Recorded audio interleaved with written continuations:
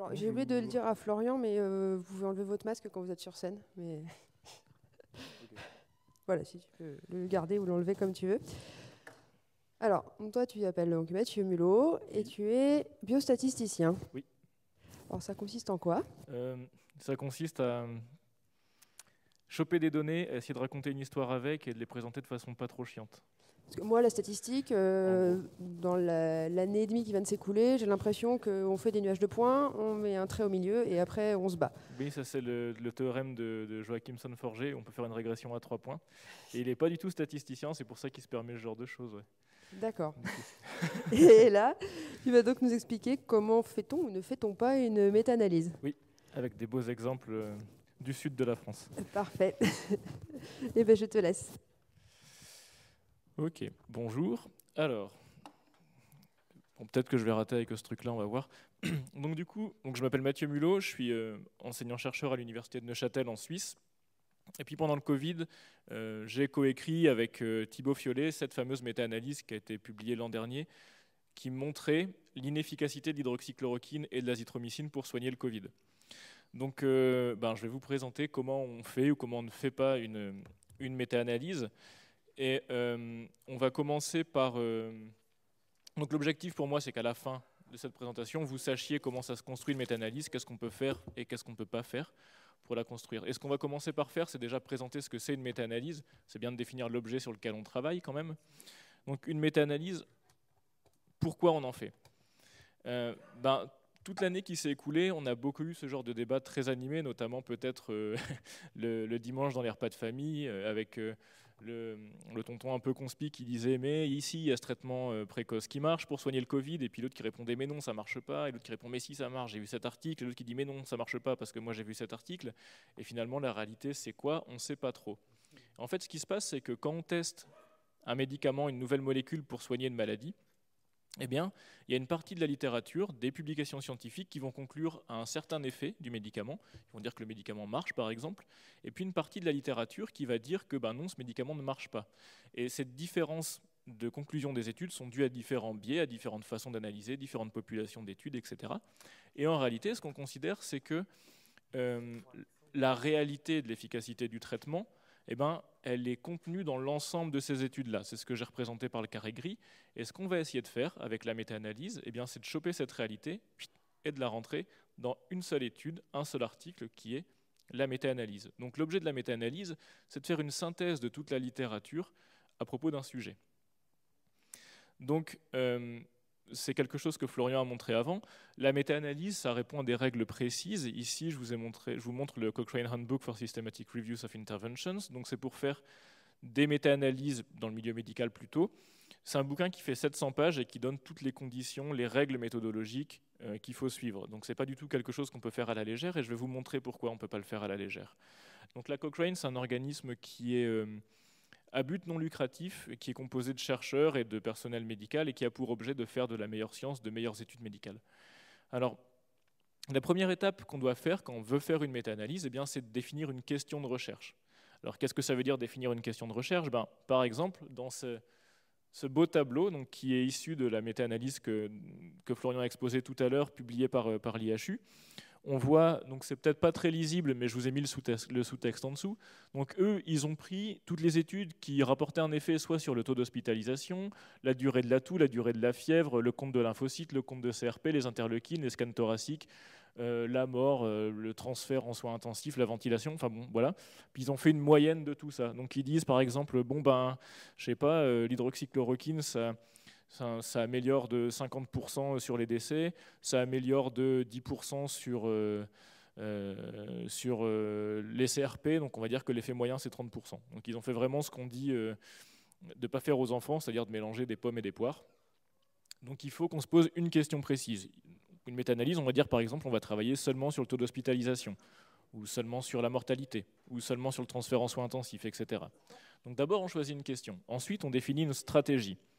C'est-à-dire qu'on va définir quels mots-clés on va utiliser pour choisir nos articles, sur quelle base de données, comment on va les trier, qu'est-ce que ça va être les critères d'inclusion ou exclusion, etc.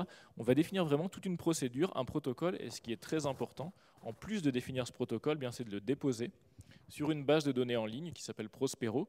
Et en fait, c'est une base de données qui répertorie tous les protocoles, quand on les a déposés, de méta-analyse, ce que n'ont pas fait l'IHU par exemple.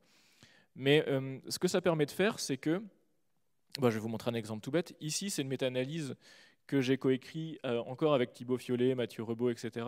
Encore sur le Covid, mais sur autre chose. Donc là, c'est l'effet du diabète, de l'hypertension, du tabagisme et de l'indice de masse corporelle sur la mortalité associée au Covid. Donc on a fait une méta-analyse là-dessus. Donc ici, notre population d'études, elle est simple. C'est les patients diabétiques, hypertendus, enfin pas tous en même temps. Voilà. Et puis, notre critère de jugement, c'est la mortalité. On regarde que la mortalité. On a déposé ça sur Prospero. Et pourquoi on fait ça ? Parce que ça permet aux gens de vérifier, une fois qu'on a publié notre méta-analyse, qu'on a bien fait ce qu'on a dit qu'on allait faire. Et qu'on n'a pas bidouillé des trucs en cours de route parce que les résultats qu'on avait trouvés ne nous convenaient pas et que du coup on a un petit peu négocié pour prouver peut-être une hypothèse qu'on avait définie a priori et qui en fait n'est pas la réalité. Donc, qu'est-ce qu'on va essayer de mettre sur Prospero ? Enfin, qu'est-ce qu'on met ? Quelle question et quel outcome ? Donc, quelle question de recherche ? Ce que je vous ai mis, quel outcome, la mortalité, la stratégie de recherche, les mots-clés, critères d'inclusion et d'exclusion. Nous, typiquement, on va exclure toutes les études qui sont déjà des reviews ou toutes les études qui ne rapportent pas de mortalité ou qui ne permettent pas de calculer une mortalité, juste parce que ce n'est pas pertinent dans notre cas.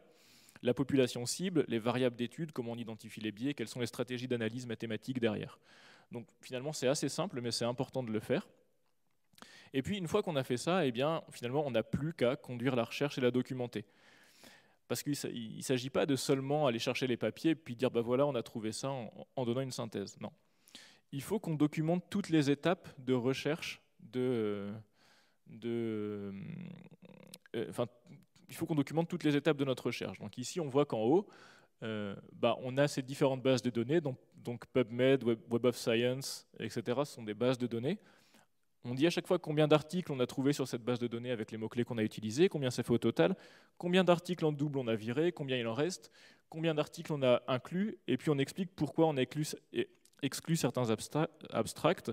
Par exemple, ici, on en a viré 280 parce que soit ils ne présentaient pas d'outcome, donc ils ne traitaient pas de la mortalité, nous on voulait traiter de la mortalité, ou alors ça ne parlait pas de la drogue d'intérêt. Nous ici on travaillait sur l'hydroxychloroquine et puis en fait c'était des articles qui ne parlaient pas du tout de l'hydroxychloroquine.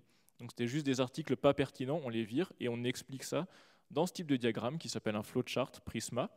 Et pourquoi on le fait aussi, c'est pas juste pour l'amour de l'art de se faire une étape intermédiaire qui ne sert à rien, mais c'est qu'un autre chercheur qui reproduirait les mêmes requêtes sur les mêmes bases de données, avec les mêmes critères de jugement, devrait reproduire très exactement ce diagramme. Donc ça permet aux autres chercheurs de contrôler que le travail qu'on a fait, on l'a très bien fait. Donc c'est une étape qui est très importante, et typiquement dans les méta-analyses mal faites, on n'a pas ce genre de diagramme. Donc dans une méta-analyse, si vous voulez savoir déjà si la méta-analyse est bien faite, les critères de jugement, les questions sont très bien définies, et puis vous trouverez ce genre de diagramme. Ensuite, une fois qu'on a... Alors, ici, ce qu'on voit, c'est qu'à la fin, il ne nous reste pas beaucoup de papiers, il nous en reste 29. Au départ, on en avait 839. Et maintenant, sur ces 29 papiers, il s'agit de les analyser, de combiner en fait leurs résultats. Sauf que d'abord, avant de combiner les résultats, on va regarder si les papiers ils sont pourris ou s'ils ne sont pas pourris. On va regarder si notre article il conclut que le médicament il est efficace. Est-ce que l'article il est de bonne qualité ou si c'est juste un mec qui a écrit le médicament est efficace et puis qui l'a publié et que finalement le niveau de preuve du papier n'est pas suffisant pour arriver à cette conclusion. Et dans ces... Je sais qu'avec Florian, on a les mêmes références de bonne science. Donc ça, c'est la méta-analyse de l'IHU que je vous ai présentée avant. Dedans, ce qu'ils font, c'est qu'ils mettent cette liste. Alors, la liste, elle n'est pas dans leur papier, elle est sur le site web qui produit la même analyse, mais qui s'appelle méta-analyse en temps réel. Enfin, c'est un peu chaotique. Mais ce qu'ils mettent dedans, ils font une liste de tous les articles qu'ils ont exclus en expliquant pourquoi ils les ont exclus. Donc, par exemple, ils ont exclu Ahmad parce que dedans, ce n'était pas écrit le nombre de patients traités ou pas traités. Bon, en réalité, s'il y a un risque qui est déjà... on peut avoir les résultats mathématiques qui suffisent très bien. Bon, enfin bref, on voit ça, on se dit, c'est cool en fait, ils ont bien expliqué pourquoi ils ont viré des études. Sauf qu'en réalité, ça ne nous dit pas du tout si, par exemple, ils ont gardé des études qui sont vraiment ultra pourries, mais qui supportent un narratif particulier et donc ils le gardent. Ils n'ont pas écrit en fait les études qu'ils gardaient. S'il y avait des études pourries qu'ils ont gardées, ils ne l'écrivent pas ici. Donc ce qu'il faut faire, c'est systématiser l'évaluation de biais. Ça, ce que ça veut dire, c'est qu'on ne peut pas le faire au doigt mouillé, on doit utiliser des outils qui existent, et la Cochrane en donne plusieurs pour les essais randomisés ou les essais pas randomisés. Donc c'est des machins qui sont pas faciles à utiliser. Le mode d'emploi de ça fait 70 pages, juste le mode d'emploi. La grille d'évaluation, c'est pire, mais en gros, c'est des outils qui nous permettent d'évaluer le niveau de biais de chacun des articles considérés sur différents domaines, donc sur ces 7 domaines de biais possibles, donc les biais dans les facteurs confondants. Par exemple, je travaille sur la mortalité. Je regarde par exemple l'effet de l'hydroxychloroquine sur la mortalité des patients dans le Covid, mais je ne tiens pas compte du fait que les patients soient obèses ou pas obèses, s'ils fument ou s'ils ne fument pas, je ne tiens pas compte de leur âge. Bon, bah là, il nous manque une information pour bien conclure. Sélection dans le biais des participants, dans la classification de l'intervention, ça c'est typiquement si on dit qu'on fait une étude observationnelle, puis qu'en fait on fait un essai clinique sauvage pas trop déclaré. C'est pas oufissime non plus. Ou biais de dérive de l'intervention planifiée. Genre dans le protocole, on dit qu'on va faire un truc, puis en fait on fait autre chose. Ça pue. En général, il y a quelque chose qui est planqué. Données manquantes, pareil, etc. Et puis biais dans la sélection des informations présentées, c'est un très gros biais également. Voilà. Donc l'outil, comment il se présente, c'est ça. Par exemple, ici, c'est la grille pour l'évaluation des biais dus aux facteurs confondants. Donc il y a une série de questions auxquelles on répond par oui, partiellement, non, partiellement non. Puis à la fin, l'outil nous donne un score pour chacun des domaines du risque de biais, si c'est très bon, si c'est acceptable, modéré, critique, etc. Et puis à la fin, on a un score global pour le papier. Alors pourquoi c'est important ? Ici, si vous vous rappelez de cette figure, c'est le premier papier qui a été publié par l'IHU sur l'hydroxychloroquine, le fameux Gautrey et al. Et il montre les données jusqu'au jour 6. Et vous voyez en haut, il y a écrit p-value inférieur à 0,001. Et ça veut dire, d'un point de vue statistique, qu'on a une vraie différence au jour 6. Et que donc au jour 6, ce qu'on voit très clairement, c'est que la charge virale a disparu chez les patients traités, alors qu'elle est encore présente chez les patients pas traités. Ok ? Bon, vas-y, c'est cool, pourquoi pas. Bon, il y a d'autres biais dans le papier, mais on va faire juste celui-là.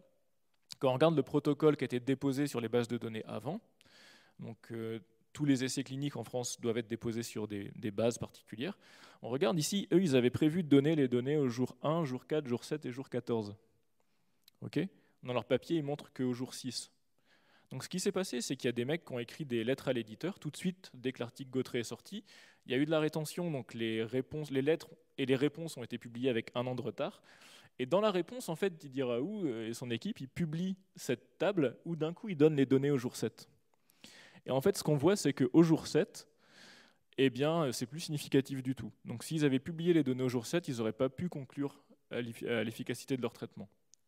Donc ils ont sciemment caché des données pour valider le fait que l'hydroxychloroquine, ça marchait. Quand on utilise les outils d'identification de biais de la Cochrane, tout de suite, cet article, il passe en biais critique et il est exclu. Nous, dans notre méta-analyse, c'est un article qu'on a exclu. Et en fait, on a eu raison, puisque quand ça, c'est sorti bien après notre méta-analyse, et ça nous montrait qu'effectivement, cet article était trop biaisé pour pouvoir faire partie de la méta-analyse, et que le biais avait un poids fort dans les résultats de cette étude. Donc normalement, dans une bonne méta-analyse, ici c'est la dernière méta-analyse de Axforce avec Ioannidis, etc. Vous avez ce genre de tableau avec toutes les études incluses. Et puis vous avez des colonnes pour chaque domaine de biais, et puis le risque de biais associé et le risque de biais total pour toutes les études. Donc normalement, dans une bonne méta-analyse, vous devez trouver ça. Et puis enfin, une fois qu'on a fini, on doit combiner les outcomes. Donc par exemple, si on travaille sur la mortalité, on va trouver souvent un risque relatif. Alors, je vais vous expliquer ça après, mais il y a des façons de combiner les outcomes. Il y a une façon qu'il ne faut pas faire, c'est ce que fait ce site HCQ Meta ou le site C19 Study, ce genre de truc. C'est un site web qui fait des stats, comment vous dire, disons que si le mec qui faisait des stats, c'était un architecte, il construirait des trucs comme ça. Tellement c'est mal fichu. Donc eux, ce qu'ils font, c'est qu'ils font un vote. Voilà, ils comptent, il y a tant, et donc leur analyse de biais, elle est toute pétée, elle ne marche pas bien. Ou inexistante parfois, puis ils disent il y a beaucoup d'études qui disent que ça marche, alors du coup ça marche. En fait, on ne peut pas faire ça. Pourquoi ? Parce que les valeurs qui mesurent une efficacité d'un médicament, ce sont des objets mathématiques qui ont des propriétés qu'on ne peut pas ignorer. Et ça, je vous le fais juste très rapidement. Je vais juste vous parler du risque ratio. Le risque relatif, en fait, on appelle ça en français, c'est simplement P, c'est la probabilité de mourir on va faire très simple. Vous faites une étude, il y a 2 groupes, un groupe de patients qui prennent l'hydroxychloroquine, un groupe de patients qui ne prend pas. Vous calculez P, la probabilité pour les patients qui prennent l'hydroxychloroquine de mourir, et Q, la probabilité pour les patients qui ne prennent pas l'hydroxychloroquine de mourir. Donc vous faites le ratio de ça. Donc en gros, si RR il est plus grand que 1, bah, vous avez plus de chances de mourir avec l'hydroxychloroquine. Et puis si c'est plus bas que 1, vous avez moins de chances de mourir avec l'hydroxychloroquine. Ok ? Donc le problème, c'est que ça, bah, ça suit des lois mathématiques particulières. Et on ne donne pas juste ce risque relatif pour toutes les études, on donne aussi ce qu'on appelle un intervalle de confiance. Donc ici, on le représente comme ça. En général, vous avez cet axe horizontal. Et puis les losanges ici, c'est différents risques relatifs. D'accord ? Ils sont tous plus grands que 1. Donc ça veut dire que, la vache, à chaque fois je me perds là-dessus, ça veut dire que le médicament est dangereux, dans le cas que je vous ai donné. Sauf que on voit qu'il y a ce trait blanc autour. Et ça, c'est l'intervalle de confiance. C'est-à-dire que quand on calcule un risque relatif, en réalité, on l'estime. On n'arrive pas à connaître vraiment le vrai risque relatif. Et donc, on a cet intervalle de confiance qui nous dit il y a 95% de chances que le vrai risque relatif il soit dans cet intervalle-là. Et la largeur de cet intervalle de confiance, il dépend, je vous ai mis la formule au-dessus, mais ça dépend beaucoup de la variance. Et la variance, ça dépend du nombre de patients inclus dans l'étude. En gros, plus il y a de patients inclus dans l'étude, plus l'intervalle de confiance est petit.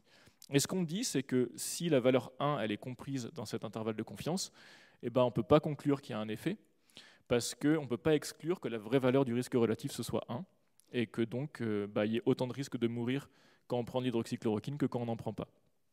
Voilà.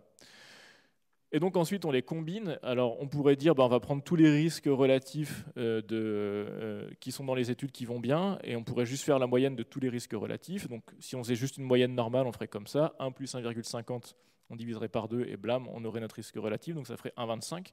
Et en réalité ce qu'on va faire, c'est qu'on va tenir compte de l'incertitude qu'on a pour les risques relatifs de toutes les études, et ça sera le seul truc stat que je vous montre parce que je ne veux pas vous casser.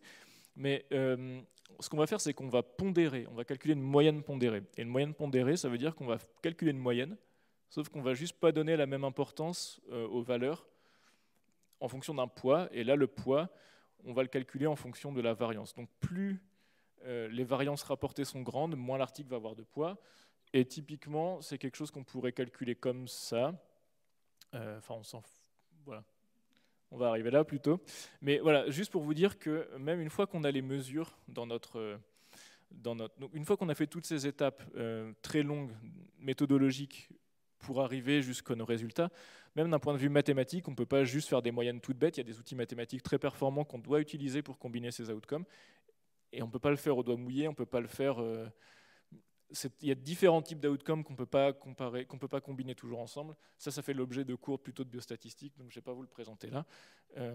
Voilà, là c'était déjà assez complexe jusqu'à maintenant, et encore, on n'a pas fait les maths. Donc voilà, je voulais juste vous montrer que faire une méta-analyse, ça répond à beaucoup de règles très précises et que ça ne se fait pas au doigt mouillé, qu'il y a des critères qui sont fondamentaux, et notamment toute la stratégie de recherche doit être clairement définie a priori. Il doit y avoir ces diagrammes de flux où on comprend bien comment les articles ont été triés. Il doit y avoir des grilles d'analyse de biais qui sont menées suivant les outils validés qui existent. Et puis la combinaison des outcomes doit être faite de façon pertinente, mais ça c'est un peu moins accessible quand on ne travaille pas dans le domaine particulier des méta-analyses. Voilà. Et pour finir,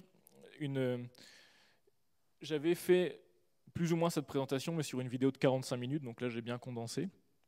Et un des commentaires que j'ai eu, c'était celui-ci qui disait « Je comprends mieux la facilité avec laquelle on peut être trompé par telle ou telle étude, vu la complexité et la rigueur de la démarche à observer pour espérer avoir des résultats fiables. » Et c'est vrai que c'est quelque chose, pour quelqu'un qui n'est pas du domaine, quand on voit une étude, une méta-analyse, c'est très difficile de savoir si cette méta-analyse est pertinente ou pas, parce qu'en fait, la science est tellement...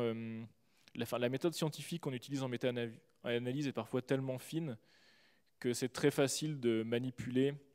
Si on ne respecte pas les règles, en fait, c'est très difficile si on ne respecte pas les règles, c'est très facile de manipuler les données pour montrer à peu près ce qu'on veut. Et c'est pour ça d'ailleurs qu'il y a eu un appel contre la méthode. Et on a entendu beaucoup, oui, les méta-analyses, ça ne sert à rien, les essais randomisés, ça ne sert à rien, parce qu'en fait, cette méthode est tellement robuste qu'elle ne permet pas de manipuler les données pour arriver à une conclusion préétablie. Donc, c'est pour ça que la méthode est très importante. Et puis ma dernière slide, c'est pas mon bouquin, mais c'est le bouquin de Romain Meunier de EBBH, et c'est son anniversaire aujourd'hui. Donc c'est un bouquin qui est très bien parti, et le QR code là, ça renvoie vers sa campagne Ulule. Donc l'objectif est déjà dépassé, donc vous vous en fichez, mais vous pouvez commander la nouvelle version de ce bouquin, qui est un recueil de strips hyper chouette qui permet d'apprendre plein de trucs sur les biais et puis sur l'esprit critique, qui est accessible aux enfants et aux plus grands. Voilà, merci beaucoup.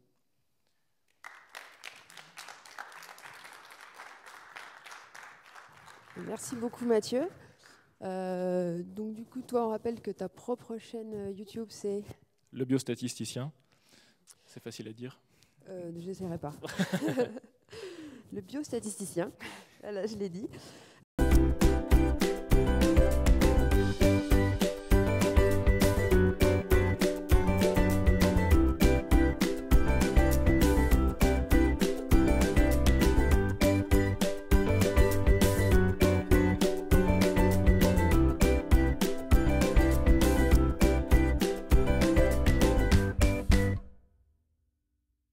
C'est à Mathieu.